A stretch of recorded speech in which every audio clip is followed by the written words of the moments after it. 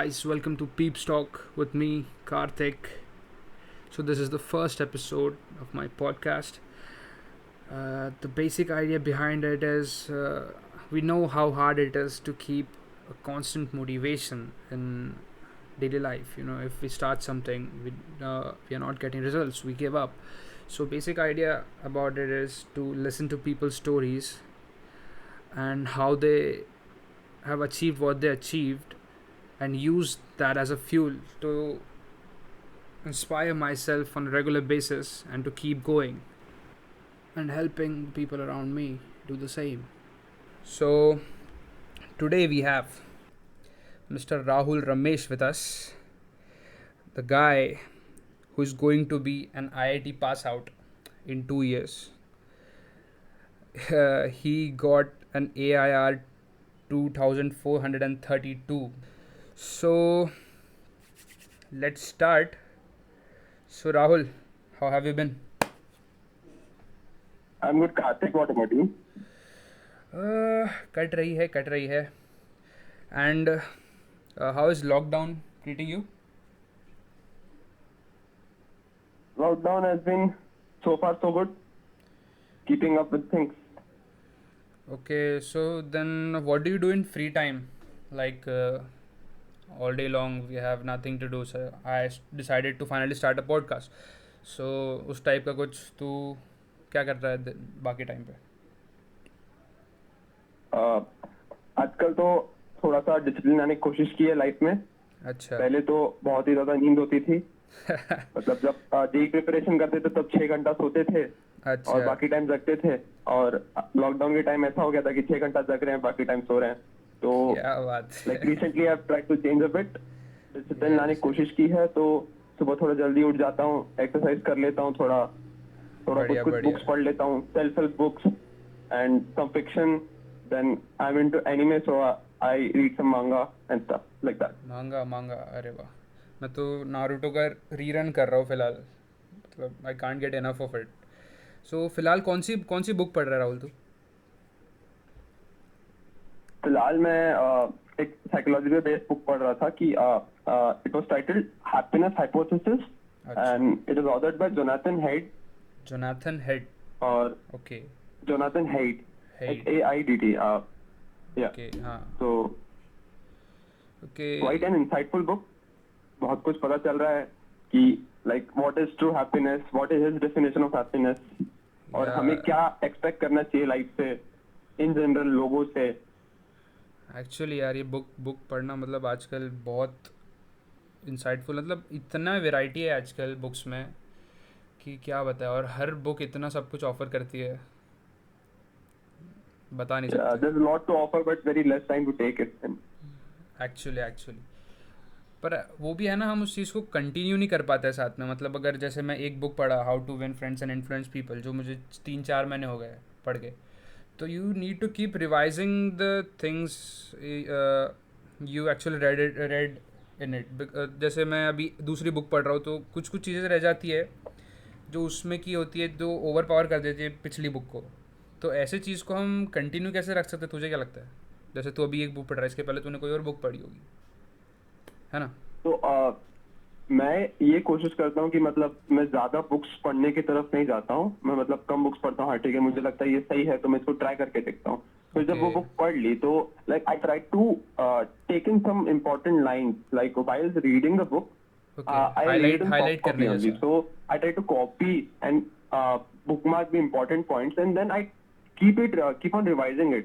तो क्या मैं वापस पढ़ता हूँ बुक को, और बुक खत्म होने के 1-2 हफ्ते बाद भी मैं उस पॉइंट्स को गो थ्रू करता हूँ.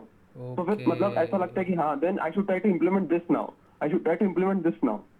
तो इम्प्लीमेंट करते करते अपने लाइफ में धीरे धीरे उन वैल्यू पॉइंट्स को इनकलकेट करने की कोशिश करता हूँ. बेसिकली मतलब अटेम्प्ट तो यही रहता है, बट हाँ जैसे तुम बोल रहे हो तो नहीं पाता है, बट हाँ सोच तो यही रहती है. वही है, क्योंकि कुछ ना कुछ हमको कम से कम, अगर जैसे फिजिकल बुक्स है उसमें भी कुछ ना कुछ हाईलाइट करके रखना चाहिए. और जैसे बुक मार्क्स होते हैं या फिर स्टिकी नोट्स होते हैं, उसमें अगर तुमको कोई बहुत इंसाइटफुल पेज लगा तो उसको स्टिक करके रख दो कि तुम्हें ऐसा लगता है कि तुम्हें बाद में काम आएगा, है ना? क्योंकि जब हम बुक पढ़ रहे होते हैं तब शायद हमको ये भी नहीं पता है कि हमें इसकी जरूरत थी या नहीं, बिल्कुल पॉइंट की जरूरत है कि नहीं, या ये हमारी मदद सच में कर रहा है कि नहीं, बट अगर जब हम पढ़ रहे हैं तो हमें उस टाइम को वैल्यू देना चाहिए, उस टाइम की मतलब इम्पोर्टेंस है, हाँ तो जो हम टाइम उस पर इन्वेस्ट कर रहे हैं। तो बिल्कुल इसलिए मेरे हिसाब से हम जब भी कोई सेल्फ हेल्प बुक पढ़ते हैं या कोई भी साइकोलॉजिकल बुक या फिलोसॉफिकल व्यूज या कुछ भी हम कोई आर्टिकल पढ़ते हैं, तो हमें उसमें से जो इम्पोर्टेंट पॉइंट है वो सेव करके रखना चाहिए, ताकि जब आगे कहीं जरूरत पड़े तो चलो याद आ गया कहीं कि हमने हाँ चलो ये बुक पढ़ी थी, ये सेव करके रखा है, तो अगर पढ़ लिया तो शायद तब मदद हो जाए, आज नहीं तो तब हो जाएगी, बिल्कुल तब वापस सही, पूरी बुक बिल्कुल पढ़ने की सही, जरूरत नहीं पड़ेगी। तो सही है, ये तो कर ही सकते हैं। बिल्कुल सही, बिल्कुल सही। वही, ये आर्ट रहना चाहिए, नहीं तो कुछ कुछ लोग होते हैं यार, पढ़ रहे हैं, दिन दिन की एक बुक पढ़ रहे हैं, हफ्ते में 7 बुक पढ़ रहे हैं, पर उससे कुछ फ़ायदा होने नहीं वाला, क्योंकि तुम सिर्फ रीड कर रहे हो, तुम्हारी या तो रीडिंग स्पीड बढ़ रही है या तो वोकेबलरी बढ़ रही है, तुम ज़्यादा उसको इनकलकेट नहीं कर पा रहे हो या फिर तुम्हारे लाइफ में मैनिफेस्ट नहीं कर पा रहे हो। Exactly exactly. चलो, तो राहुल स्टार्ट करते हैं। तेरे बचपन से, मतलब स्टार्टिंग से एकदम, from the first moment you remember about your self, वहाँ से मुझे बता details about how was pre school for you, how was where were you born, everything everything about it. Okay, I'm actually from the state of Tamil Nadu. Okay, I'm a Tamil Nadu. Tamilian, okay, but I'm a third generation Nagpurian as well. अरे So क्या बात है। I was born in a Dhanvantri hospital near the Rampet, if people recognize that. Yes And yes, I've been living it's in very close। Rampet, Podar Bungalow, okay, Podar till the bungalow. age of 6. Okay, Yeah, it's near Fiji, if Nagpurians can near remember. Near the traffic park, right? Yeah, near the traffic park, exactly, near the Okay, traffic park, okay। to be precise. So that was my area, like that was my place, and the school from like nursery was BKVV only, Bharati Krishna Vidya Yes, the Vihar. same school as mine। You are a pass out of same school, yeah. So that was my school till 6th standard, and as you said, traffic park. Then park was a very important part of my life. Okay, Like हाँ बचपन में जब भी कुछ मतलब रहता था, हम वहाँ चले जाते थे खेलने के लिए। पहले तो क्या ओपन बात था, है। अभी बाद में टिकटिंग सिस्टम शुरू हुआ, हाँ, बाद में हाँ। उसमें राइड्स डेवलप हुई, बट पहले तो सिर्फ एक वॉकिंग एरिया था और अंडर कंस्ट्रक्शन था। तो like that was my go to place, like my happy place during childhood, हाँ, and yeah it was mostly school and Dharampet, in and around that. Okay, so after 6th you went to modern school, right?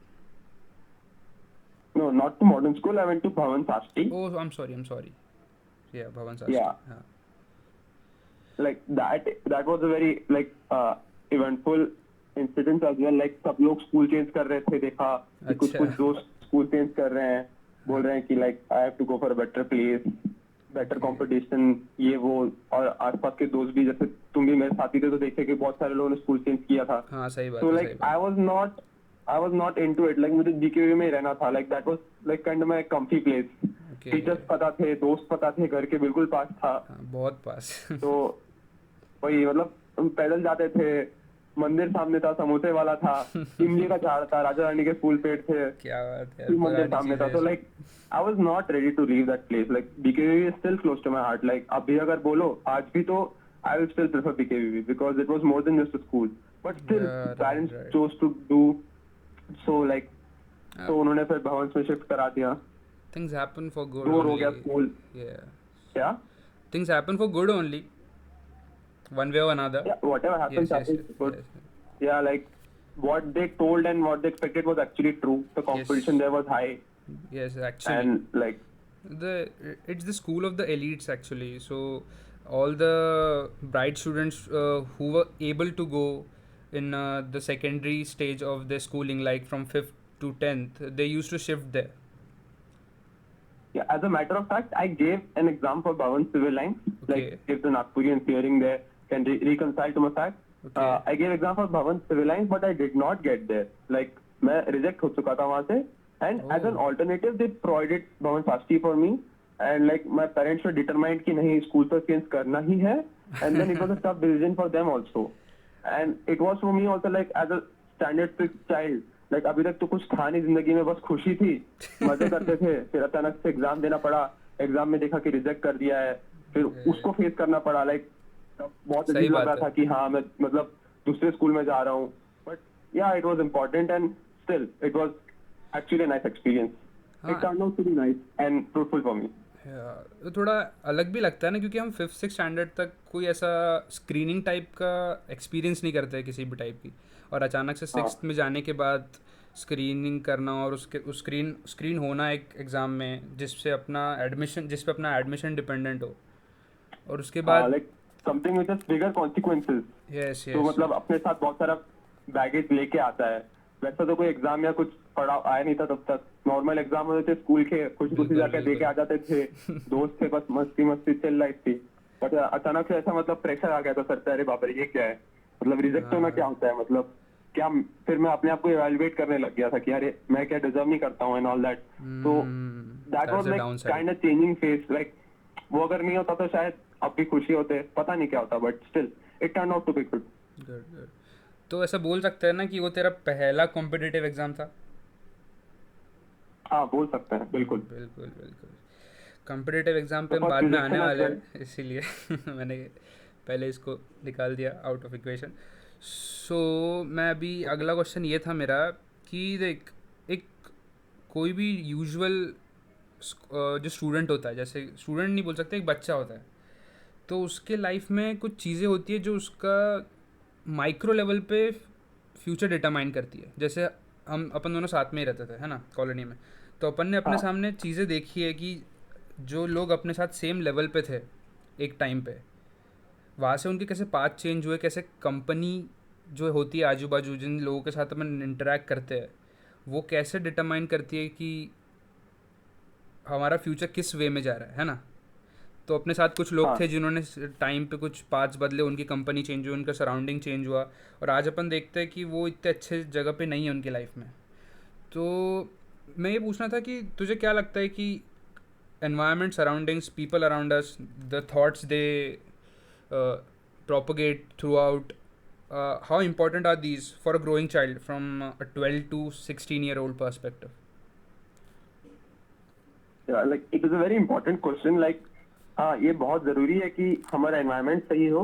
Like अगर मैं अपना ही example लूँ तो हम लोग तो हमारा बचपन पूरा साथ में गुजरा है. बिल्कुल बिल्कुल. तो हमारे जो फ्रेंड सर्कल्स थे वो भी सेम थे, मोर हाँ और less.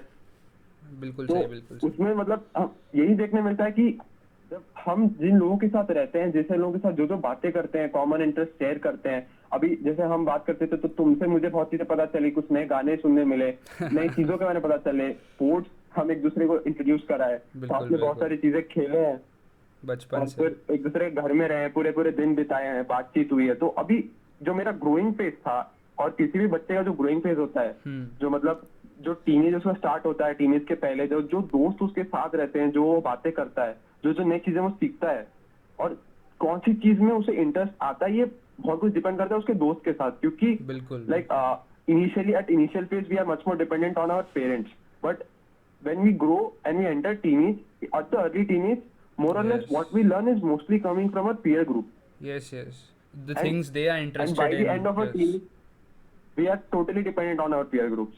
Like whatever it is, कोई ना कोई दोस्त होता ही है जिससे हम चीजें सीखते हैं, हाँ. और कोई ना कोई दोस्त होता है अगर हमारा मतलब दिल दुखता है या ब्रेकअप्स एंड हार्ट टेस्ट होते ही रहते हैं, तो उसमें भी हम दोस्त के पास ही जाते हैं. तो बिल्कुल इवेंचुअली बिल्कुल. Friend circle is very important and integral part for every child life. So yeah सही जरूरी बात तो है. है, बहुत जरूरी है.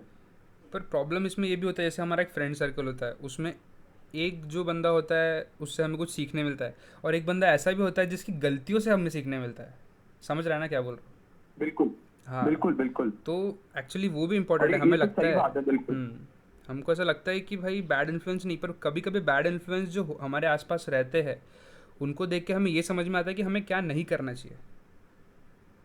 बस इसमें एक स्लाइड सा इम्पोर्टेंट बात ये है कि हमें अपने आप पे थोड़ा कंट्रोल होना चाहिए कि हाँ हमें ये काम नहीं करना है. हाँ बस जो बैड इन्फ्लुएंसेस है उन लोगों का पॉजिटिव इफेक्ट भी है, बिल्कुल बहुत बहुत ज्यादा पॉजिटिव इफेक्ट होता है कि उन्होंने जो काम किए है हमने देखा, हम लोग उनके साथ ही रहते थे. लाइक हाँ चलो आज एक पिछले साल तो ये हमारे पास किसा था, अब ये कहाँ है, किसके साथ रहता है, क्या कर रहा है, और अभी उसके साथ क्या हुआ. तो ये हम जो है एक ग्राउंड लेवल पे रह के हम लोग ने वो एक्सपीरियंस किया कि उस बंदे के साथ क्या हुआ है, उसने क्या क्या डिसीजन लिए. So like we could give the first hand experience and the inferences which we got from that incident कि हाँ चलो हमें ये पता चला कि हमें ये नहीं करना है. हाँ तो ये जो चीजें होती है ना, ये भी बहुत इंपॉर्टेंट होती है और ये भी पेयर ग्रुप से ही आती है कि हाँ चलो इस बंदे ने ऐसा किया, तो आगे जाके हमें ये भी ध्यान रखना है कि किसी और को ना बताए कि ऐसा करे, कि देख भाई इसके साथ ऐसा हुआ था तो तुझे ऐसा नहीं करना चाहिए. बिल्कुल तो बिल्कुल. Like the inculcation is the thing is that social responsibility अपने अंदर भी बढ़ जाती है और हाँ, सही गलत का पता चलता ऑफ है. A human. I feel like क्या करना चाहिए क्या नहीं करना चाहिए हाँ और क्या सिखाना चाहिए, किसी को कितना बताना चाहिए, सबकी मतलब सबके लिए पॉजिटिव थिंकिंग डेवलप होती है, सही बात है. एक दूसरे के लिए जीते हैं थोड़ा. हाँ सही तो बात है, सही लाइक बात. It is important for us to be a part of society. तो वो जो पार्ट ऑफ सोसाइटी वाली चीज है कि कंट्रीब्यूट कैसे कर सकते हैं हम सोसाइटी को, ह्यूमैनिटी को, तो वो सब भी एक पेयर ग्रुप से आता है एक बच्चे के. बिकॉज और कैसे तो वो सीखेगा नहीं कि क्या गलत है क्या सही है, और उसके अंदर आएगा कैसे कि अगर हाँ मुझे मेरे दोस्त को बचाना है, मुझे मेरे दोस्त को रोकना है. आज जो मेरा दोस्त है कल वो एक इंसान हो सकता है. सही बात है, तो बिल्कुल सही. ये जो ट्रांजिशन है, ये ट्रांजिशन के लिए सबसे ज्यादा जरूरी कि दोस्त होना चाहिए और अच्छे दोस्त होना चाहिए. अच्छे दोस्त और बुरे दोस्त सब, क्योंकि बिल्कुल, all are important and it is a very integral part in our. Okay. So ये रही इनसाइट. तो मुझे ये सोचना था कि हम जो सेंस डेवलप करते हैं, जैसे अभी तूने बताया कि क्या सही है क्या गलत, क्योंकि चीज़ें तो चारों तरफ हो ही रही है, तो इन सब चीज़ों में हमारे पेरेंट्स का रोल कहाँ पे आता है, तुझे क्या लगता है उस वक्त? मतलब उसके पहले जो हमारा डेवलप होता है brain about what is right what is wrong, और कभी कभी हमारे पेरेंट्स उस वक्त हमको होल्ड आउट करते हैं. जैसे बहुत सारे इंस्टेंसेस हो गए, जैसे मुझे ही पता है कि मेरे को बहुत सारी चीज़ें पापा ने मेरे मना की, वो मैंने उस वक्त मुझे बहुत बेकार लग रहा था कि नहीं, पर लाइक अभी मैं वो सोचता हूँ कि थैंक गॉड उन्होंने मुझे उस चीज़ में रोका कि मैं आज यहाँ पे हूँ, नहीं तो शायद मैं कहीं और होता. इस चीज़ पे क्या बोलना चाहेगा? मतलब मेरा ये मानना है कि जिंदगी में हम सही गलत और चीजों के बारे में दो ही तरीके से सीख सकते हैं. एक तो जो हमारे माँ बाप बताते हैं और दूसरे हमारे एक्सपीरियंसेस. बिल्कुल. अभी जब माँ बाप बताते हैं तो सिर्फ दिल को बुरा लगता है, गुस्सा आता है, बट हाँ चलो ये तो इंश्योर होता है कि उनको जो गलत लगता है एटलीस्ट हम वो गलत काम तो नहीं कर रहे. बट जब हम एक्सपीरियंस करके सीखते हैं ना, तो उसमें बहुत ज्यादा नेगेटिव इफेक्ट हम पे पड़ता है, बहुत लॉस हो सकता है, क्योंकि रिस्क एक्सपीरियंस ज़्यादा कम्स है. With a cost. यस तो यस. उस तरह का लर्निंग जो है of course it is very much helpful, but at that stage of our life जब हम बच्चे होते हैं, नादान होते हैं, लाइक हम लोग इनोसेंट तो थे ही. बिल्कुल तो बिल्कुल. उस इनोसेंस में मुझे नहीं लगता कि ट्राई आउट करनी चाहिए चीजें ज्यादा, जो मतलब रेबेल बनना चाहिए और बिना सुने जो अपने को सही लगता वो करके खुद के एक्सपीरियंस से सीखने का समय वो होता नहीं है. हाँ और तब जो कुछ गलत हो जाए अपने साथ, तो वो गलती जो है वो हमारे साथ लाइफ लॉन्ग रह जाती है अगर हम कुछ गलत ट्रैक पकड़ लें. तो what I बिल्कुल feel is सही. that, yeah, like what parents ask us to do, expect from us is very important at that point of our life. कि हाँ वो लोग जानते हैं क्या गलत है क्या नहीं. ये अपने को तो पता नहीं होता कि क्या गलत है क्या सही है. अपने को तो बस ये पता है कि हाँ मुझे ये करना है, मुझे ये करने की इच्छा हो रही है. बिल्कुल. तो और उस समय हमारे में इतनी हिम्मत भी नहीं होती है, ना इतनी ताकत है कि अगर कुछ गलती हो जाए तो उसको सुधारे कैसे. क्योंकि जब हम खुश रहते हैं तो हम तो बाहर रहते हैं, खेलते कूदते रहते हैं, बट अगर कोई बिल्कुल गलती हो जाती है तो सबसे पहले हम अपनी मम्मी के पास ही जाते हैं, है और ना. क्या. तो बिल्कुल. this itself is explaining that parents are important and their decisions should be followed and obeyed.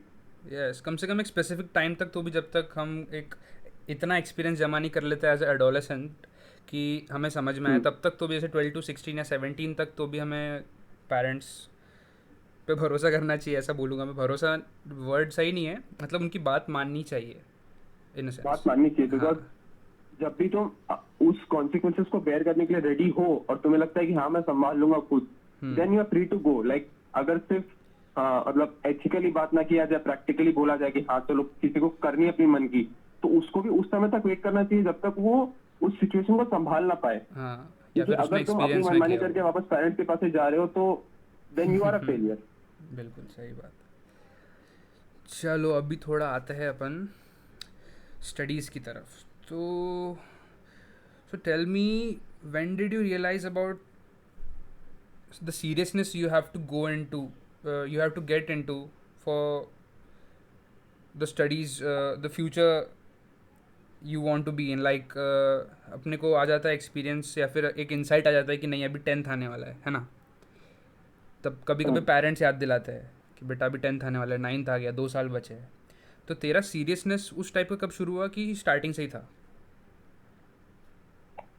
इसलिए मेरा सीरियसनेस स्टार्टिंग से नहीं था एंड मतलब जब भी मतलब स्टार्टिंग से जो भी एकेडमिक एक्सेलेंस अचीव करी है मैंने, तो उसका पूरा क्रेडिट तो मेरी मदर को जाता है, बिकॉज मैं हाँ मतलब ऐसे जैसे लोगों को लगता था कि हाँ ये बहुत स्टूडियस है और बहुत ही सीरियस सिंसियर बच्चा है, मतलब एक्चुअल में वैसा बिल्कुल नहीं था. Like I just okay simply followed one rule that yeah whatever mom asked me to do I have to do that. तो मैंने बस एक चीज ध्यान में रखे कि हाँ मतलब मस्ती अपनी जगह रखनी है और मेरे को जो करना है वो मैं करूंगा, बट जब भी मम्मी कुछ बोले तो मुझे वो फॉलो करना है. So Okay. that one simple rule like helped me get through at least till 9th or 10th, because 10th में भी मैं बोलूंगा कि मेरे पास बहुत distractions थे, मतलब मैं सही. कोशिश करता था कि नहीं पढूं, कुछ ना कुछ करते रहता था, but then mom was there constantly checking up at me कि हाँ चलो अभी पढ़ो, अभी पढ़ना है, इसका कंपटीशन है, उसका कंपटीशन है, इसमें करो उसमें करो. तो उसके कारण ही मैं बोल सकता हूँ कि 10th स्टैंडर्ड तक एटलीस्ट मुझे मतलब ये खुद से रियलाइजेशन नहीं था कि हाँ मुझे अभी पढ़ना है या मुझे अभी सिंसियरली कुछ करना है लाइफ में. Okay. तब तक तो मैं मतलब फ्री विल में था कि हाँ चलो मस्ती करेंगे, फुटबॉल खेलेंगे, ये करेंगे वो करेंगे, देखेंगे ये Football. देखेंगे, मूवीज देखेंगे, कुछ ना कुछ. तो मतलब it was not like I was not that into studies, but then I just obeyed what my mom asked me to do and she wanted good marks, specifically academic excellence. So I Okay. thought कि अगर मुझे जो करना है, मुझे जो पसंद है वो अगर मुझे करना है तो मुझे academic excellence भी करके दिखाना पड़ेगा, so that mom's happy and I'll be happy too. So Okay, that तो was the मतलब driving force till I can say both sense. But after that जब पता चला कि हाँ लाइफ इतनी सिंपल नहीं है, 10th के बाद तो असली दुनिया शुरू होती है. बिल्कुल बिल्कुल तो और समझ उसके में पहले तो आता लाइफ है. कुछ नहीं थी, मतलब it was just like a jet pack Joy ride. तो मस्त खुशी में सब लोग इधर उधर थे, सब लोग नॉर्मली थे, बट उसके बाद देखा कि जो लोग मस्ती कर रहे हैं 10th तक, जो मस्ती बात थे एकदम इधर उधर मस्ती करते थे, हाँ. क्लासेस बंक करते थे, वो भी सीरियस हो चुके हैं लाइफ को लेके. सही तो बात तब मैंने रियलाइज किया नहीं भाई, अब तो जो अभी तक मम्मी ने किया उसके लिए I have to be thankful, but इसके आगे तो आई हैव टू बी अपने हाथ सीरियस. में. लाइक हाँ खुद से अगर नहीं करूंगा तो नहीं हो पाएगा. क्योंकि 10th के बाद एक So it ऐसा was स्टेज after आ that I जाता got है serious. कि उसमें Yeah? 10th के बाद ऐसा स्टेज आ जाता है कि उसमें कोई फोर्स करेगा तो उसमें अपन एक्सेल नहीं कर पाते. 10th तक ठीक है, वो एकेडमिक्स हम कर बिल्कुल. सकते हैं. हाँ 10th के बाद अगर खुद से ड्राइव नहीं जनरेट हुई तो कोई कितना भी 12 घंटे भी दिन एग्जैक्टली. में बिठा ले तो शायद पॉसिबल नहीं होता. तो स्कूल तक तो हम्म, मुझे लगता है कि जो तुम्हारा मतलब बुक की नॉलेज है उससे ज्यादा इम्पोर्टेंट ये चीज थी कि उसको स्कूल में हमको ये पता चलता है कि लोगों के साथ कैसे रहना है, एथिक्स सीखते हैं हम लोग, वैल्यूज सीखते हैं, बिल्कुल और सही. इम्पोर्टेंस ऑफ स्टडीज सीखते हैं कि हाँ कंसंट्रेशन कैसे पढ़ाना है, क्या चीज इंपॉर्टेंट है. बट उसके आगे ही असली पढ़ाई शुरू होती है, मतलब अगर बोला जाए वैसे तो हाँ स्कूल तक तो हम मॉरली डेवलप होते हैं, होलिस्टिकली डेवलप होते हैं, लेकिन एकेडमिकली डेवलप तो हम 10th के बाद ही होते हैं, क्योंकि उसके बाद ही स्टडीज थोड़ी सीरियस हो जाती है, डेडिकेटेड हो जाती है, स्पेसिफिक हो जाती है, ब्रांचेस में डिवाइड हो जाते हैं. कल तक हम लोग सब साथ में पढ़ रहे थे अब और अलग थोड़ा हो बहुत जाए. संस्कृत मराठी हिंदी में डिफरेंस था. आज तो पूरा स्ट्रीम में बदल चुका है कि मैं साइंस पढ़ूंगा, उसमें भी मैं फिजिक्स पढ़ूंगा तो तू बायोलॉजी पढ़ेगी, मैं मैथ्स पढ़ूंगा. और सही फिर उसके बात बाद है. कॉमर्स भी आ गया, आर्ट्स भी आ गया, तो लोगों को बहुत कुछ टफ बढ़ चॉइसेस जाता है. करने पड़ते हैं. कुछ लोगों के पेरेंट्स उनको इम्पोज कर देते हैं, that is also big issue we should talk about. But कुछ लोगों को टफ डिसीजन लेने पड़ते हैं कि हाँ मुझे कॉमर्स लेना है, उसके आगे मुझे ये करना है. तो like what I feel is at that age seriousness hasn't come upon us. अगर हम सीरियस नहीं हो पाते तो वो डिसीजन लेना बहुत मुश्किल हो जाता है हमारे लिए. हम कुछ भी लेके बाद में वापस आ तो नहीं सकते ना, वापस हम सही एज बात है. 16 या एज 17 में कि वापस आके वापस कर लेंगे. ये Once we have made a decision, we have invested a minimum of 2 years into that. So there's no coming back from it. वो भी normal So to yeah, 2 years seriously, नहीं, मतलब yeah, जो अपने सबसे फ्रूटफुल और सबसे प्रोएक्टिव 2 ईयर्स होते हैं लाइफ के, एडोलेसेंस, बिल्कुल. वो वाले इन्वेस्ट करना बहुत बहुत बड़ा रिस्क होता है. पर ऐसा भी नहीं है कि नहीं आ सकते उस चीज़ से बाहर, पर उसके लिए बहुत पावर लगता है आगे जाके, जो एडवाइस नहीं करता बहुत यूजुअली ज्यादा पावर कोई. लगता है. वही it is not advice to do that कि चलो ट्राई कर लो. हर किसी को तो नहीं बोल हाँ सकते ना कि बिल्कुल नहीं, हाँ चलो बिल्कुल ट्राई कर लो, कुछ नहीं हुआ तो हम देख लेंगे नहीं. या हाँ खुद बिल्कुल देख सही. लेंगे. ऐसा हर किसी के साथ तो नहीं हो सकता है. बहुत कम लोग होते हैं जो इतने डिटरमाइंड होते हैं कि like they will turn their fate around, do what बिल्कुल. They actually want to do. हाँ वो मिलियन में एक निकलता है तो हो जाता है नहीं तो यूजुअली तो वही. प्रॉब्लम होता है. चल फिर स्टार्टिंग से बता, मतलब 10th के स्टार्टिंग से लेके अभी तक जो यहाँ तक चल रहा है उस जर्नी को एक्सप्लेन कैसे करेगा तू, मतलब 10th से शुरू करके 10th के बाद से, मतलब 10th के बाद से. हाँ तो 10th तक तो अभी तक जैसे देखा जाए कि सब कुछ सही था, चिल था, कुछ ज्यादा डिसीजन लेने नहीं पड़ते थे लाइफ में. एक स्कूल था, वो स्कूल में जाना है, दोस्तों के साथ मस्ती करनी है, जो पढ़ाई पढ़ना है, नोट्स बनाने हैं, पढ़ के एग्जाम दे देना है. बिल्कुल. तो पहला फियर तो ये था कि बोर्ड एग्जाम का फियर था. तो तब से थोड़ा सीरियसनेस शुरू हुआ कि अब हम बड़े हो चुके हैं, रिस्पॉन्सिबल हो चुके हैं, अपने स्कूल के सीनियर हो चुके हैं. फिर वहां से बोर्ड एग्जाम दिया, बोर्ड एग्जाम में महसूस हुआ कि हाँ भाई ये तो अपना स्कूल है नहीं, दूसरे स्कूल में जाके पहली बार एग्जाम दिया, बिल्कुल उस टाइप का अलग एग्जाम दिया जो एक्सपीरियंस कभी होता हम है। फेस नहीं करते हैं, बोर्ड का एग्जाम दिया, टीचर इन्विजिलेटर अपने टीचर्स नहीं थे, तो वो एक एक्सपीरियंस जो था, मतलब वो बोर्ड एग्जाम देने के साथ साथ ये भी मन में आ रहा था कि हाँ थोड़ी लाइफ चेंज हो रही है, अब थोड़ा सीरियस होना पड़ेगा और मस्ती करके सिर्फ होगा नहीं कुछ। तो उसके बाद फिर थोड़ा सीरियस हुआ लाइफ में, फिर बातचीत करी थोड़ा सीनियर से, जो मतलब आसपास कॉलोनी में भैया लोग थे, दीदी लोग थे, जो मतलब जो ऑलरेडी 12th में थे, 11th में थे, उनसे पूछा कि क्या करना चाहिए, क्या कर रहे हैं वो, सही बात है। 10th के समर्स को कैसे इन्वेस्ट करूंगा मैं। फिर बिल्कुल फिर सही। पता चला कि हाँ चलो आईआईटी कुछ होता है, इंजीनियरिंग कुछ होती है। पहले तो ये पता नहीं था कि कॉमर्स लेना है कि साइंस, अरे तो मुझे तो ऐसा लगा था कि कॉमर्स भी चल जाएगा, but then out of peer pressure and सब लोग यही बोले थे कि नहीं साइंस लो, साइंस लो, अच्छा बच्चा है, साइंस लेना ही चाहिए। तो फिर ये वाला पेरेंट्स सोचते चलो साइंस स्टीरियोटाइप को ले तो ही लेते फाइट हैं। कर ही नहीं तो सकते। वैसा मेरा एक्चुअल में बहुत ही वेग शुरू हुआ था आईआईटी का जर्नी, आईआईटी प्रिपरेशन का जर्नी, की कुछ पता नहीं था ऐसा करना क्या है, नहीं मुझे खुद कभी मैंने ऐसा डिसीजन लिया था लाइफ में कि हाँ मुझे क्या लेना है, क्या चूज करना है, क्योंकि that fear was inside me, that I realise कि अगर मैं अभी आज चूज कर लूंगा तो मुझे फिर उसका कॉन्सिक्वेंसेस खुद फेस करना पड़ेगा। अगर सही कुछ बात भी है। बुरा होता है मेरे साथ तो उसका ब्लेम भी मुझ पे ही जाएगा, क्योंकि मैंने वो चूज किया, वो स्ट्रीम कॉमर्स हो या साइंस हो, और अगर कुछ अच्छा होता है तब भी मेरे पास ही जाएगा। तो that was a big gamble which I was not willing to take, so okay. I simply chose to surrender to my parents' decision. So parents decided to take science. So I took science. और उसके बाद तो फिर पता चला science में ऐसा एक ही चीज करनी है, आईआईटी की प्रिपरेशन करनी है। हाँ तो बिल्कुल उसके सही। लिए फिर सोचा, जैसे नागपुर में सबसे फेमस तो तो एक्चुअली जो सेंट्रल इंडिया में सबसे फेमस तो इंस्टीट्यूट आईआईटी ओमी है। बिल्कुल सही, बिल्कुल सही। तो तब ऐसा लाइक बहुत ही ये ऐसा इंसिडेंट हुआ था कि बहुत ही कंफ्यूज चल रहा था मैं कि मुझे करना क्या है और हाँ इंजीनियरिंग करनी है कि नहीं करनी है। तो उस चक्कर में क्या हुआ कि पता ही नहीं था कि आईआईटी में एक डेडलाइन भी होती है कि हाँ मतलब इसके आगे कोई सही रजिस्टर बात कर है। नहीं सकता एग्जाम के लिए। बिल्कुल तो सही, बिल्कुल सही। उस चक्कर में कभी मैं श्योर था ही नहीं कि मुझे करना क्या है, और उस चक्कर में ऐसा हुआ कि आईआईटीएम का रजिस्ट्रेशन डेडलाइन मेरा छूट निकल गया। गया। अरे तो होता फिर है, काफी मैंने लोगों फिर के साथ पूछा हुआ सबसे है। कि अभी तो ये तो हो गया, अभी आईआईटीएम नहीं मिलेगा मुझे क्योंकि एंट्रेंस रजिस्ट्रेशन तो छूट गया है, तो बिल्कुल क्या सही। करें। तो फिर मतलब बहुत ही मतलब जिस किसी के पास भी जाता, जो भी आईआईटीएन है जिसके पास भी अप्रोच करता, वो सब लोग आईआईटीएम से ही थे। और मेरा कोई ऐसा ज्यादा रीच नहीं थी कि बाहर दुनिया में क्या चल रहा है, मुझे तो जो पता था जो नागपुर में हो रहा है वही है। बट हाँ स्टिल मेरी मेरे पेरेंट्स ने तब मुझे बताया कि चलो ठीक है जो होना वो हो गया, अभी जरूरी थोड़ी है सिर्फ आईआईटीएम से आईआईटीएन निकलते हैं। बिल्कुल सही। तो तब मुझे थोड़ा कॉन्फिडेंस मिला, और फिर तब देखा था कि नया नया नागपुर में कैटलाइजर आया है, तो फिर ओके। सोचा कि चलो ठीक है ज्वाइन करके देखते हैं कि क्या होता है, कुछ होगा तो 12th में ट्राई कर लेंगे। सही बात आईआईटीओ है। में नहीं तो कहीं और ही फिर आईपैड सब जगह है। हाँ तो तो तूने कैटलाइजर में एडमिशन लिया था है ना 11th में? हाँ, फिर कैटलाइजर में एडमिशन ले लिया, and still I was very very like I was in very much doubt कि मुझे यही करना है कि नहीं, और जो डिसीजंस लिए हैं वो सही है कि नहीं। तो ये बट बता स्टिल मुझे सोचा कि कि चलो ठीक है जो हो रहा है कर देते हैं, हाँ जैसे चल रहा है कर लेते हैं, अभी तो 12th में होना है जो भी होना है। सोचा बिल्कुल। अभी 11th तो इधर ही गुजरने वाला है, जो भी हाँ एडमिशन देगा अभी 12th में ही देगा, और उसके बाद ही जो करना है वो करेंगे। तो फिर उसके बाद जो लाइफ था, लाइफ में थोड़े बहुत चेंजेस हुए, और चेंजेस कुछ ऐसे थे कि पर्सनल लाइफ में भी बहुत चेंजेस हुए थे मेरे, कि मेरे मम्मी को प्रमोशन मिल गया था। तो ओके। पहले तो मैं तुम्हारे साथ ही रहता था यहाँ पे हाँ हाँ। सिविल लाइन्स में, but then after that my mom had to go to Bombay okay. And my father is already working outside. तो ना पापा थे ना मम्मी थे, तो फिर तब मैं चले गया अपने नाना नानी और मामा जी के साथ रहने के लिए। अच्छा वो कहाँ पे तो रहता है? तो वो जो था वो हुआ था 11th की स्टार्टिंग में एग्जैक्टली, मतलब 10th के समर के एंड में। अच्छा तो मैंने मतलब अपने अपने घर पे भी नहीं टाइमिंग था अच्छा हुआ ना, अपना मतलब माहौल था।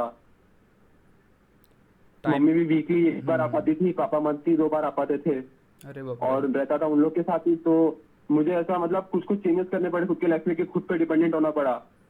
और पहली बात तो ये थी कि मैं कभी खुद के मन से घर पे आ नहीं पाता था, क्योंकि मतलब मेरी छोटी बहन थी, वो लोग भी थे, तो I just didn't want to be nuisance to them, disturbance नहीं चाहता था। तो मैं ऐसा करने लगा कि मैं वहीं पे रुकने लगा कोचिंग में। ओके। और ऐसा कोई इंटेंशन नहीं था मेरा कि मुझे वहां बैठ के पढ़ना है या नहीं, मुझे बस इतना पता था कि मुझे घर नहीं आना है जल्दी, because I didn't want to disturb anyone, कि मैं वहां जाके कुछ भी मस्ती कर रहा हूँ। क्योंकि like I was still in happy go lucky mood कि हाँ चलो सही से चल रहा है सब, and I had a very laid back attitude towards it, because तभी तभी नया नया फ्रीडम मिला था, 10th का भी बोर्ड अच्छे से चले गया था, सही बात और है। मतलब पेरेंट्स भी आसपास नहीं थे, तो बहुत ज्यादा फ्रीडम एक्सपीरियंस करा।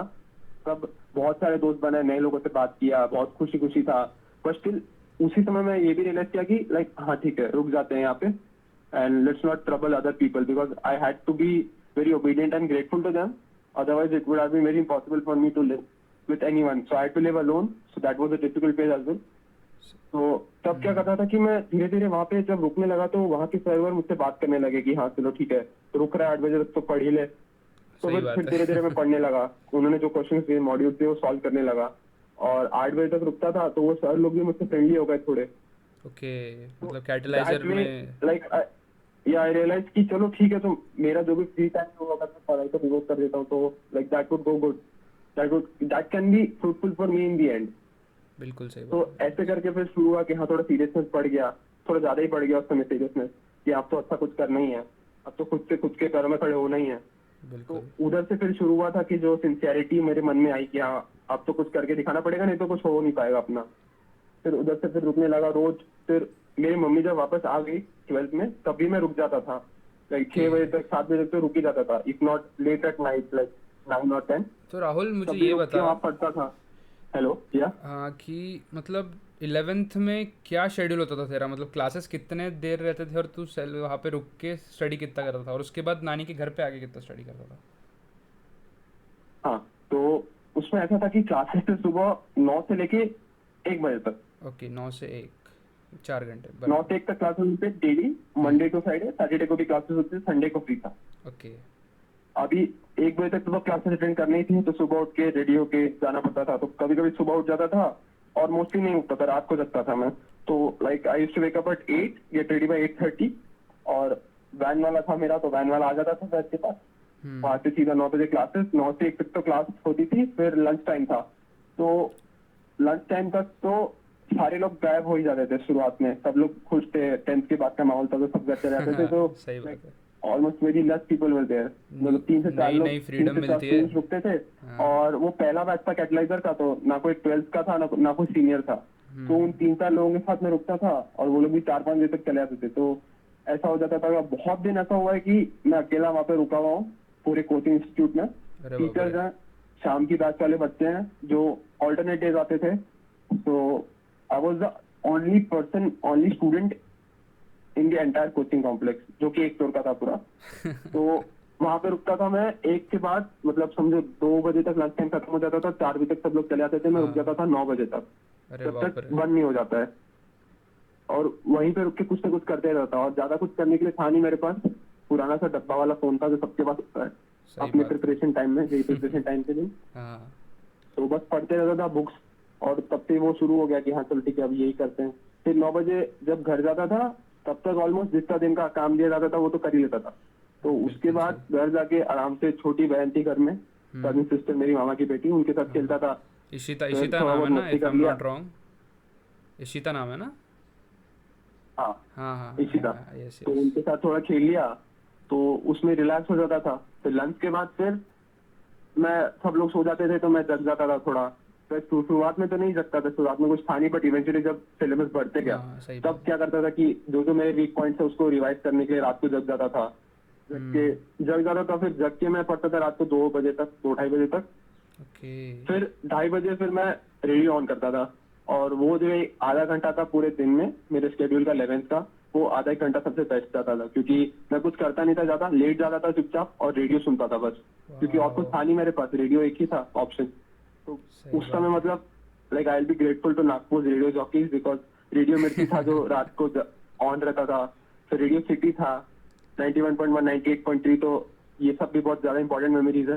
कि जो रात का आधा एक घंटा होता था 3 से 3 बजे तक, 4 बजे तक, उसमें मतलब रेडियो ने बहुत सपोर्ट दिया मेरा।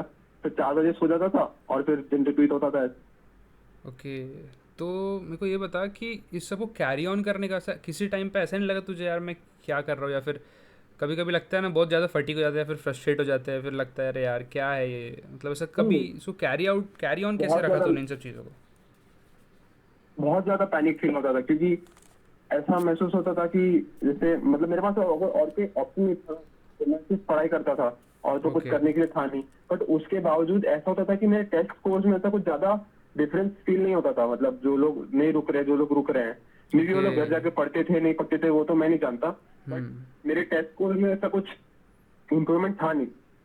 तो उसमें फिर सब लोग उस पर डाउट करने लगे कि करता क्या है, पढ़ता है कि नहीं पढ़ता है सही में। और फिर उन डाउट के बीच में अपने आप को मतलब अपनी कंसिस्टेंसी मेंटेन करने में मुझे बहुत डिफिकल्टी गई, but I had no other option, like मेरे पास अदर ऑप्शन था भी नहीं बट टू कैरी ऑन। तो मैंने सोचा कि चलो ये फेज भी गुजर जाएगा। तो उस समय मतलब सबसे इम्पोर्टेंट चीज तो ये थी कि जो भी तुम फील कर रहे हो या जो भी तुम्हें जब बुरा लगता है या आइसोलेट हो जा रहे हो या तुम्हें लगता है कि जो भी तुम अपना एफर्ट्स डाल रहे हो फ्यूटाइल हो रही है और वेस्ट जा रही है, तब मुझे ये लगता है कि सबसे इम्पोर्टेंट चीज है कि जो भी तुम्हारा फेवरेट फ्रेंड है या टीचर है या जो भी मतलब कोचिंग के स्टूडेंट्स टीचर्स हैं उनसे बात करो, या उनसे भी इम्पोर्टेंट अपने पेरेंट्स से बात करो और उनको बताओ कि क्या हो रहा है तुम्हारे साथ, ताकि एटलीस्ट वो समझने की कोशिश करें। तो like that is very important in this kind of case, कि जहाँ तुम्हें ऐसा लगे कि तुम खो गए हो कहीं पे और कुछ समझ ही नहीं आ रहा क्या हो रहा है तुम्हारे साथ, बस करे जा रहे हो, कुछ आउटपुट निकल नहीं रहा। हाँ, क्योंकि 2 साल एक लंबा टाइम रहता है इस इन्वेस्टमेंट के लिए, हमको लगता है क्योंकि और ये टाइम पे अपन इतने इम्पेशेंट होते हैं कि हमको बहुत बहुत सारी चीज़ों में अगर 1-2 दिन में रिजल्ट नहीं दिखा तो हम चीज़ें छोड़ देते हैं, मैक्सिमम लोग जो होते हैं। ऐसे टाइम में कंटिन्यू रखना बहुत टफ होता है ना।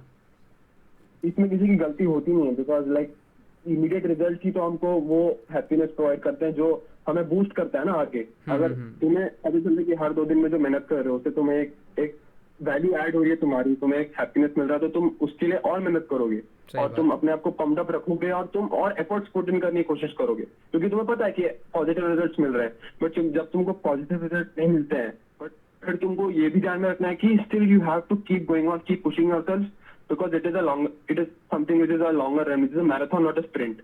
तो ये रियलाइज करना उस समय बहुत डिफिकल्ट होता है। अभी तो मैं आपको बता रहा हूँ, आप बता रहे हैं, आप सुन रहे हैं, आप रियलाइज कर रहे हैं, बट उस फेज में उस चीज को रियलाइज करना बहुत मुश्किल होता है, बहुत ज़्यादा।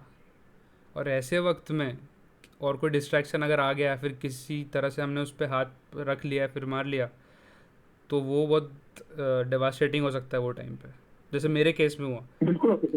हाँ कि we are like kind of hopeless कि हाँ अब तो कुछ होने से रहा ना, मेरा कुछ होने वाला है ना, मुझसे कुछ इम्प्रूवमेंट होने वाला है, तो मैं क्यों करूं मेहनत, मैं क्यों पढूं, मैं क्यों बैठूं पढ़ने के लिए। तो ये जो सवाल होते हैं अपने अंदर, इसको अगर हम सही से जवाब नहीं दें और कहीं ना कहीं डिस्ट्रैक्शन में चले जाए, तो वो होपलेसनेस जो है वो कैरी ऑन हो जाते रहती है और फिर हम इग्नोरेंट हो जाते हैं कि हाँ मतलब हम कुछ ध्यान में रखते ही नहीं कि क्या चल रहा है दुनिया में, पढ़ रहे हैं लोग, मुझे भी पढ़ना चाहिए, नहीं जब तक रिजल्ट नहीं मिलेगा मैं पढ़ूंगा नहीं और मैं फिर जो मुझे अच्छा लग रहा है वही करूंगा।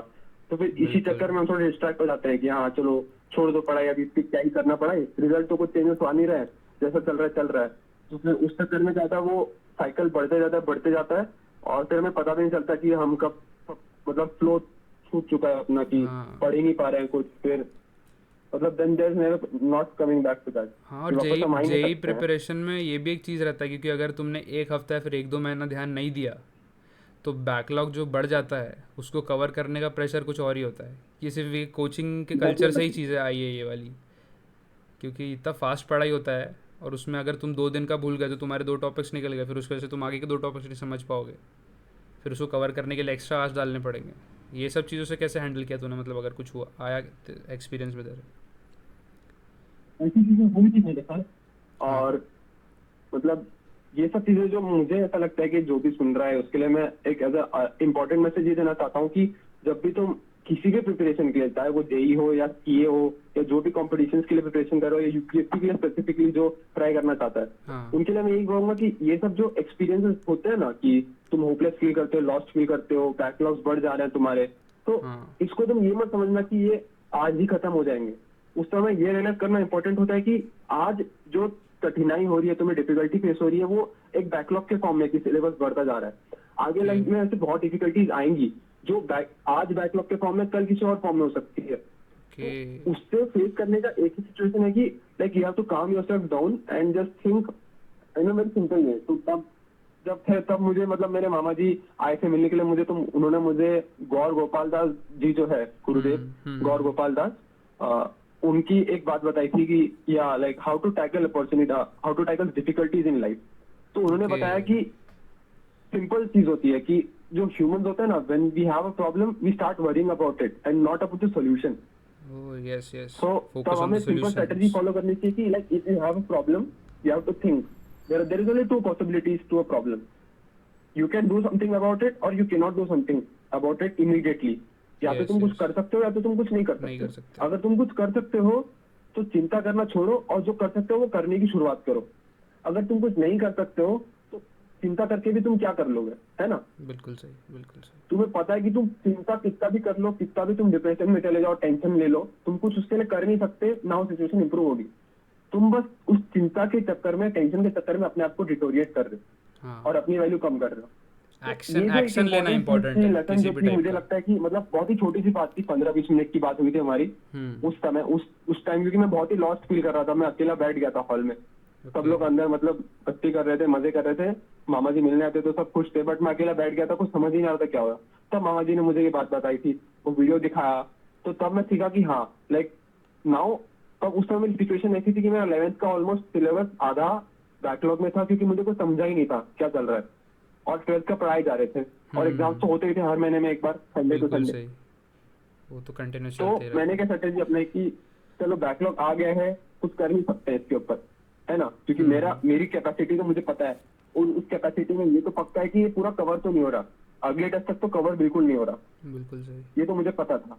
और ये एक जनरल सिचुएशन है, कोई नॉर्मल स्टूडेंट होगा तो उसके लिए भी ये डिफिकल्टी आएगी कि अगर बहुत सारा बैकलॉग बचा तो वो कवर तो नहीं कर पाएगा, कवर कर भी लेगा तो अच्छे से बिल्कुल नहीं कर पाएगा, कितना भी घंटा दे दे, क्योंकि ह्यूमन ब्रेन का भी कैपेसिटी होती है, 8 से 9 घंटे के ऊपर दे नहीं सकता है। बिल्कुल सही. तो तब मैंने सोचा कि चलो we should take it step by step, और अपने आप को बहुत ही काम महसूस कराया कि हाँ चलो मेरा बैकलॉग है, किसी और बंदे का बैकलॉग नहीं है, किसी और बंदे के साथ कोई डिफिकल्टी नहीं है तो कोई बात नहीं, मेरे साथ है तो मुझे उसको उस पर फोकस करना है कि उसको सॉल्व कैसे करना है। तो सही मैंने क्या किया, जैसे जैसे बैकलॉग बढ़ते जा रहा था तो मैंने ये कोशिश किया कि आज जो पढ़ा रहे हैं एटलीस्ट उसमें मैं कंसिस्टेंट रहूं, ताकि मेरा आज का जो भी पढ़ा है वो मेरे फ्यूचर में बैकलॉग ना बन जाए, ताकि वो फ्लो कांस्टेंट रहे, वहां पे कोई दिक्कतें ना हो। और पुराना बैकलॉग जो था वो मैं हल्के हल्के से पकड़ता था, कि एक एक टॉपिक उठा लेता था, एक एक चैप्टर उठा लेता था, Okay. उसको करता था बस, मतलब बाकी उसको टेंशन में फ्रैगमेंट लेता ही नहीं करके था कि इतना सारा बच्चा क्लियर इतना सारा किया. बच्चा कब होगा कैसे होगा। तो बोला कि उस टेंशन में रहूंगा तो ये पूरा ही नहीं हो पाएगा, इससे अच्छा टेंशन नहीं लेता हूँ और आज ये टॉपिक खत्म कर देता हूँ, ताकि एक टॉपिक कम रहेगा, like there will be one less thing to worry about tomorrow, that was my बिल्कुल मोटो। तो उसको फॉलो किया, बहुत टाइम लगा मुझे, और 12th का मेरा फर्स्ट हाफ जो था, फर्स्ट 6 मंथ, उसमें मेरे परफॉर्मेंस बहुत ही लो थे, कॉन्स्टेंटली पीटीएम्स होते थे मेरे, बहुत ही ज्यादा डिप्रेशन का माहौल था, क्योंकि अपने आप को संभाल के रखना बहुत जरूरी था उस समय, क्योंकि लोगों को पता नहीं था मैं क्या कर रहा हूँ, बस मुझे ही पता था कि मैं क्या कोशिश कर रहा हूँ, किस चीज को बिल्कुल और सही. कैसे अटेम्प्ट कर रहा हूँ, अप्रोच कर रहा हूँ कि हाँ बैकलॉग को भी कवर करना है साथ साथ में। तो उस चक्कर में मेरे परफॉर्मेंस थोड़े डिटोरिएट हो रहे थे, क्योंकि मैं ज्यादा ज्यादा अच्छे से नहीं कर पा रहा था, क्योंकि जो स्टूडेंट टेस्ट के लिए पढ़ते थे जिस दिन, अगर मैं उस दिन भी टेस्ट के लिए पढ़ता तो मैं बैकलॉग कवर नहीं कर पाता। तो मैं ऐसा करता था, टेस्ट के एक दिन पहले जो फ्री मिलता था उसमें बैकलॉग कवर करता था और टेस्ट में ऐसे ही देने चले जाता था। तो उस समय मेरा किसी को भी एक्सप्लेन करना बहुत डिफिकल्ट था कि मैं टीचर को कैसे बोलता कि मैं ये कर रहा हूँ, टीचर बोलता छोड़ो टेस्ट के लिए पढ़ो, पेरेंट्स बोलते हैं मार्क्स पे कम क्यों आ रहे हैं, तो मैं उनको कैसे एक्सप्लेन करता कि आज मैं जो कर रहा हूँ मुझे उस पर भरोसा है कि ये मुझे फायदा देगा। बट इन दी एंड अच्छा हो गया, because after that 6 months phase passed out, मैं धीरे धीरे इंप्रूव करने लगा टेस्ट कोर्स, बिकॉज उसके बाद फुल सिलेबस टेस्ट होने लगे। फुल सिलेबस टेस्ट में मुझे ये फायदा हुआ कि मैं ये 6 मंथ में पुराना भी कवर कर रहा था, साथ में आज का भी आज का पढ़ लेता था। तो उस चक्कर में क्या हुआ कि एट द एंड ऑफ दो 6 मंथ जब फुल सिलेबस टेस्ट शुरू हुए तब मैं थरोली दे पाता था टेस्ट, और मेरा जो स्कोर था वो 8 पार होने लगा। जो अच्छे कर रहे थे स्टूडेंट्स, ब्रिलियंट स्टूडेंट्स थे, उनसे 8 पार होने लगा। तो धीरे धीरे फिर सबको कॉन्फिडेंस आया मुझ पे कि हाँ चलो ठीक है, like there is nothing wrong with him, whatever he was doing finally is okay. मतलब तो अगर वो जो अपन 6 मंथ का फेज था 12th में वो बहुत इंपॉर्टेंट था, मतलब उसमें मैं मेरे साथ कुछ भी हो सकता था, मैं कंप्लीट डिप्रेशन में जा सकता था, कुछ भी कर सकता था, but then I held up to myself और finally paid off whatever I planned out then. मतलब टेम्परेरी लॉसेस लिए तूने वो 6 months में फॉर द ग्रेटर गुड. बिल्कुल, बिल्कुल सही. या ये भी एक चीज़ है आई लॉस्ट समझना many battles to win the war basically.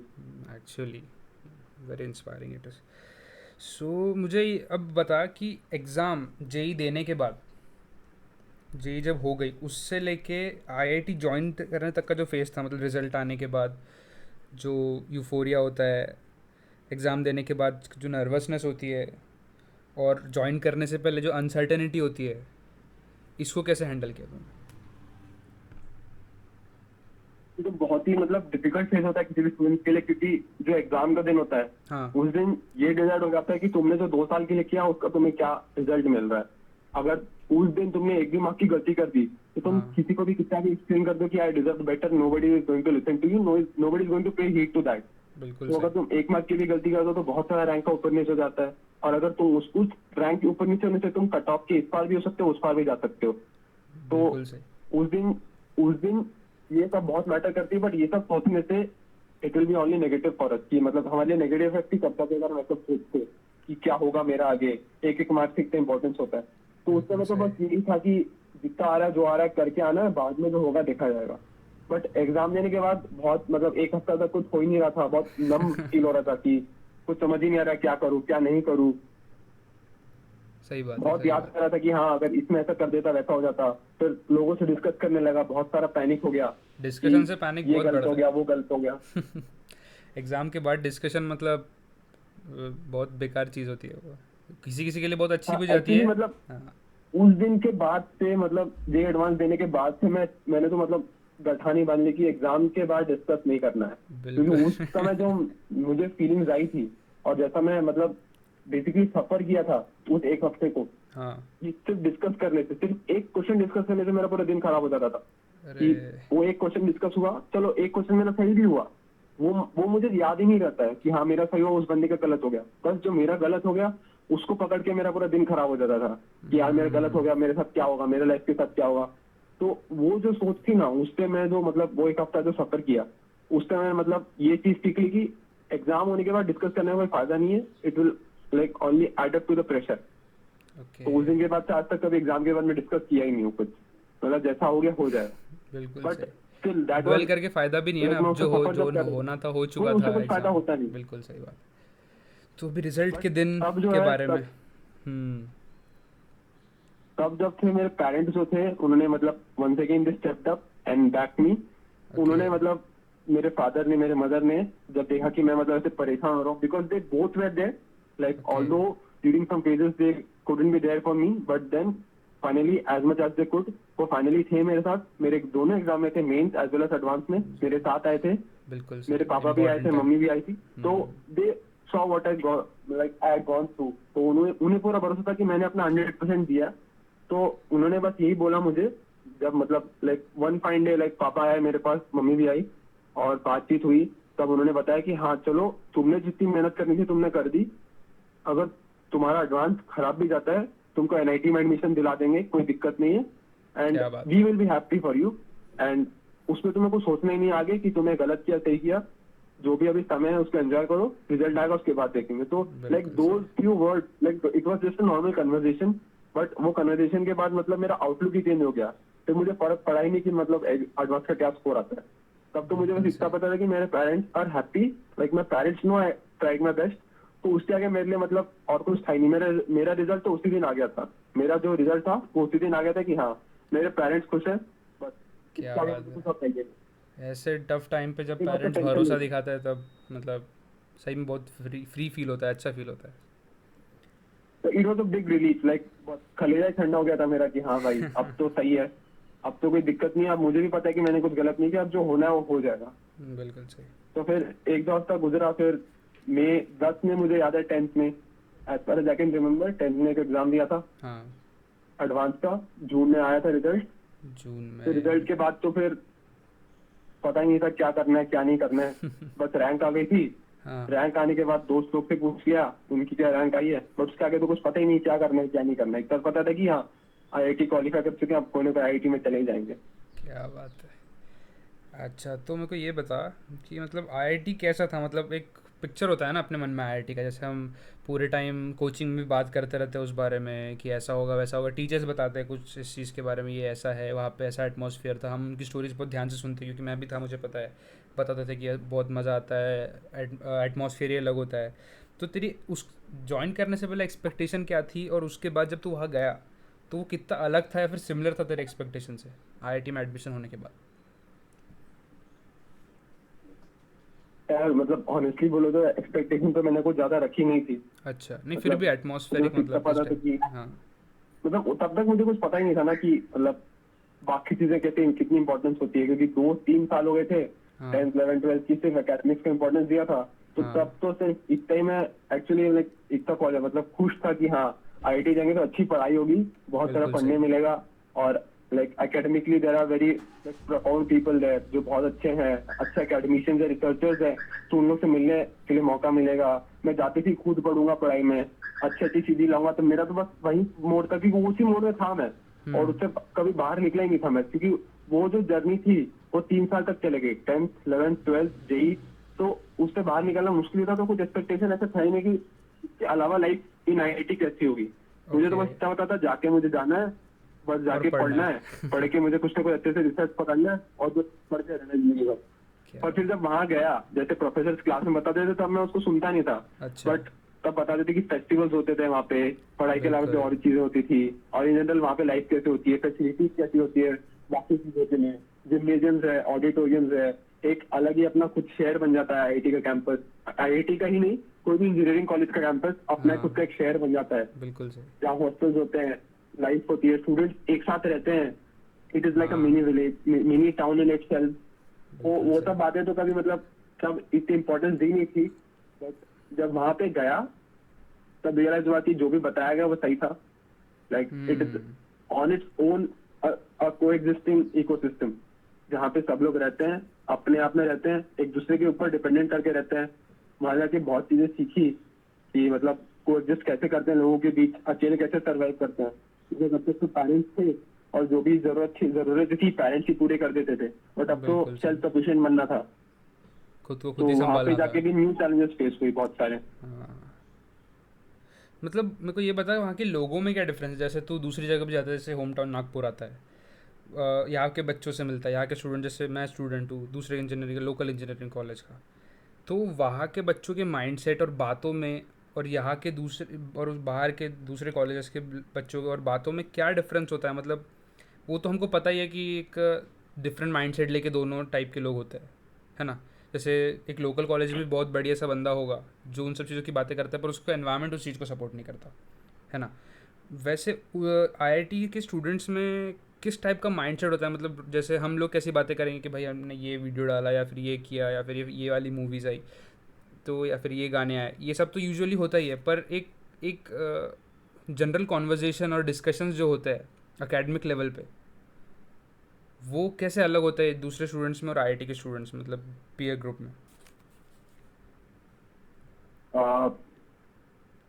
इस क्वेश्चन का जवाब तो मतलब थोड़ा हर एक के लिए एक पर्सनल एक्सपीरियंस है ये तो। अच्छा। तो इस क्वेश्चन को मैं जनरलाइज नहीं करना चाहूंगा कि ये जो भी मैं बोलूंगा ये मतलब बिल्कुल सच होगा। ये मेरा एक्सपीरियंस है जो मैं शेयर करना चाहता हूँ हाँ। कि बिल्कुल। इन जनरल जो मैंने ऑब्जर्व किया कि जो मतलब हम लोग है तो हम लोग पढ़ सेम ही रहे हैं, सबका सिलेबस सेम होता है, बिल्कुल सही। कोर्स स्ट्रक्चर भी सबका ऑलमोस्ट सेम ही होता है, सब लोग इंजीनियरिंग करते हैं, कुछ लोग सॉफ्टवेयर प्रोग्रामिंग कंप्यूटर साइंस पढ़ते हैं, कुछ लोग बाकी इंजीनियरिंग करते हैं। सो मोर और लेस सिचुएशन जो है as a fresher and as a sophomore, जो पहले 2-3 साल होते हैं कॉलेज के, हाँ। वो मुझे लगता है कि हर इंजीनियरिंग स्टूडेंट के लिए ऑलमोस्ट सेम ही होते हैं ओके।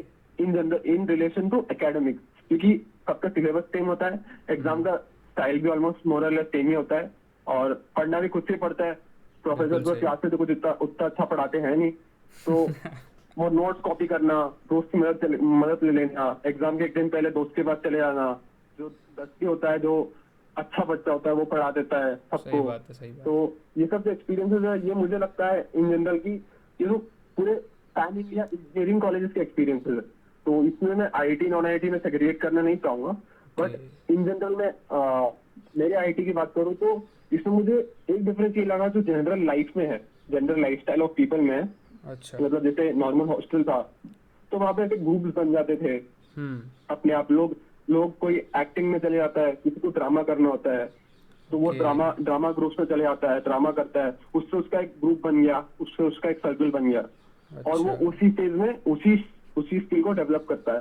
कोई फोटोग्राफी में चले जाता है, ऐसे डिफरेंट डिफरेंट क्लब तो होते ही हैं। बिल्कुल सही। और coming to the specific question कि आईआईटी नॉन आईआईटी में डिफरेंस क्या होता है कि एज तक मुझे जो फील है, मुझे ये फील होता है कि जो अपॉर्चुनिटीज मिलती है वहाँ पे हाँ। इन जनरल, क्योंकि वहाँ पे मैं खुद मानता हूँ कि जो मेरी रैंक आई है, तो बिल्कुल। मैं ये मानता हूँ कि अगर मेरी रैंक 2400 है, so there are 2399 people better than me there, बिल्कुल बिल्कुल and बिल्कुल सही।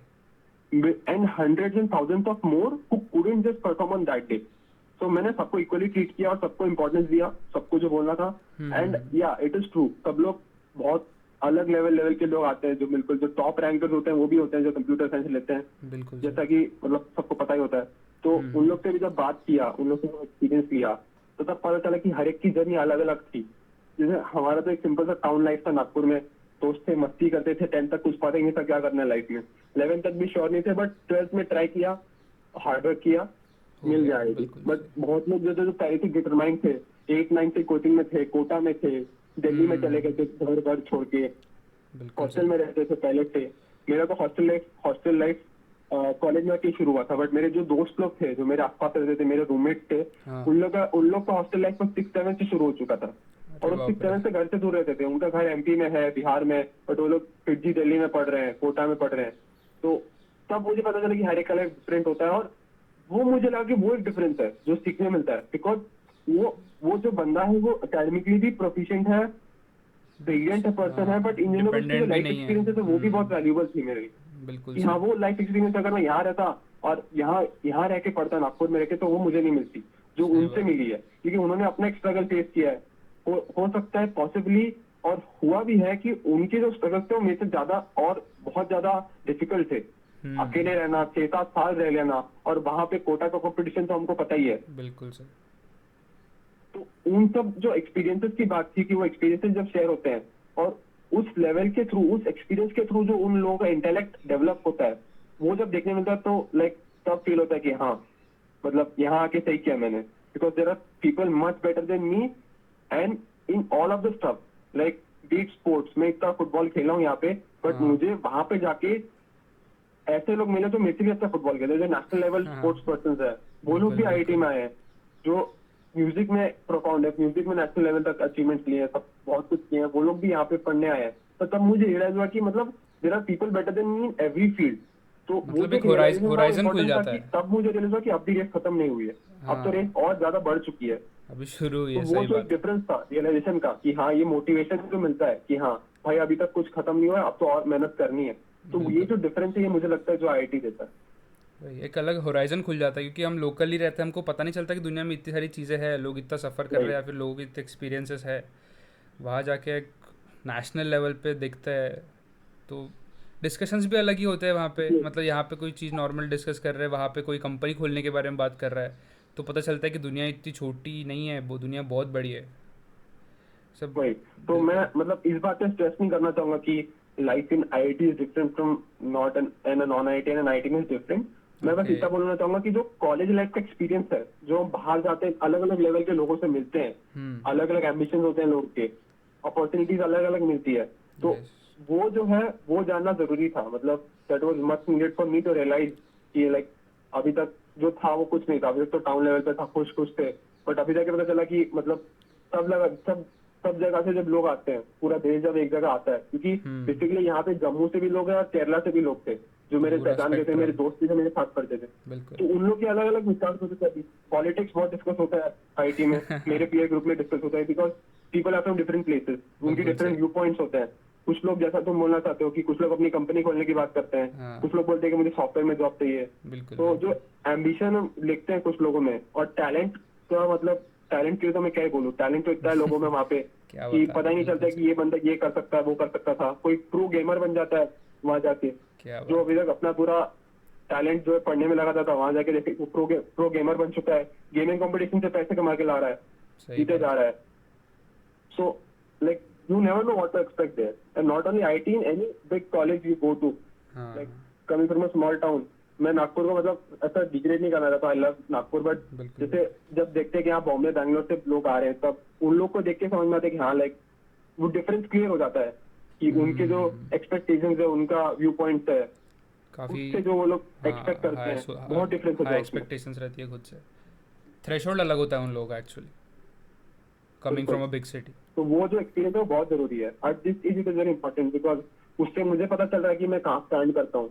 तो ये मुझे शायद नहीं पता चलता इन केस अगर मैं यहीं पे रह के पढ़ लेता तो। बिल्कुल सही, बिल्कुल सही। चलो, तो let's get to the last question. आखिरी मैं ये पूछना चाहूँगा कि आगे राहुल रमेश के लिए क्या है अभी, what's in the for Rahul Ramesh in the near future, in next 5 years?